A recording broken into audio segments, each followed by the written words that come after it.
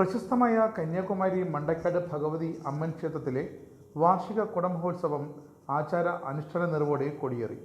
കേരളത്തിൽ നിന്നും തമിഴ്നാട്ടിൽ നിന്നുമുള്ള ആയിരക്കണക്കിന് ഭക്തരുടെ സാന്നിധ്യത്തിലാണ് 10 ദിവസത്തെ ഉത്സവത്തിന് കൊടിയേറ്റ് ചടങ്ങോടെ തുടക്കമായത്.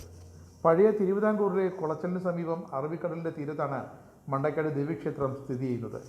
ഭക്തകണ്ഠങ്ങളിൽ നിന്നുയർന്ന അമ്മേ ശരണം ദേവി ശരണം ജപങ്ങളാൽ മുഖരിതമായ അന്തരീക്ഷത്തിൽ ക്ഷേത്രതന്ത്രി ഇടയ്ക്കോട് ശങ്കരനാരായണ അയ്യരുടെ നേതൃത്വത്തിൽ ക്ഷേത്ര പുരോഹിതന്മാർ ചടങ്ങുകൾക്ക് കാർമ്മികത്വം വഹിച്ചു.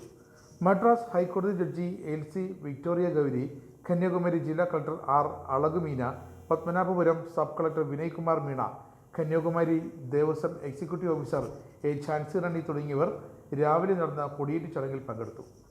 തമിഴ്നാടിൻ്റെ വിവിധ പ്രദേശങ്ങളിൽ നിന്നും തെക്കൻ കേരളത്തിൽ നിന്നുമുള്ള ആയിരക്കണക്കിന് ഭക്തർ പങ്കെടുക്കുന്ന അതിപ്രശസ്തമായ കുടമഹോത്സവം മാർച്ച് 10-നാണ്. ഉത്സവത്തിലെ പ്രധാന ചടങ്ങുകളായ വലിയ പടുക്ക മാർച്ച് 6-ന് അർദ്ധരാത്രിയും വലിയ തീവട്ടി ഘോഷയാത്ര മാർച്ച് 8-ന് നടക്കും.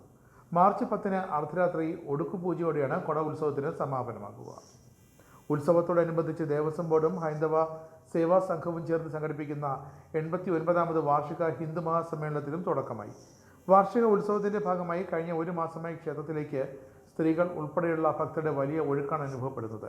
ക്ഷേത്രത്തിൽ ദിവസവും ഭക്തർ പൊങ്കാല അർപ്പിക്കുമെങ്കിലും ഉത്സവ ദിവസങ്ങളിൽ പകലും രാത്രിയുമായി പതിനായിരങ്ങളാണ് പൊങ്കാല അർപ്പിക്കാനെത്തുക. കേരളത്തിലെ തെക്കൻ ജില്ലകളിൽ നിന്നും ആയിരക്കണക്കിന് ഭക്തരാണ് ഉത്സവ നാളുകളിൽ മണ്ടക്കാട്ടേക്ക് എത്തുക. തീർത്ഥാടകരുടെ തിരക്ക് നിയന്ത്രിക്കാൻ തമിഴ്നാട് സർക്കാർ വിപുലമായ ക്രമീകരണങ്ങൾ ഏർപ്പെടുത്തിയിട്ടുണ്ട്. KSRTCയും തമിഴ്നാട് റോഡ് ട്രാൻസ്പോർട്ട് കോർപ്പറേഷനും തിരുവനന്തപുരത്തേക്കും തിരിച്ചും പ്രത്യേക ബസ് സർവീസും നടത്തുന്നുണ്ട്.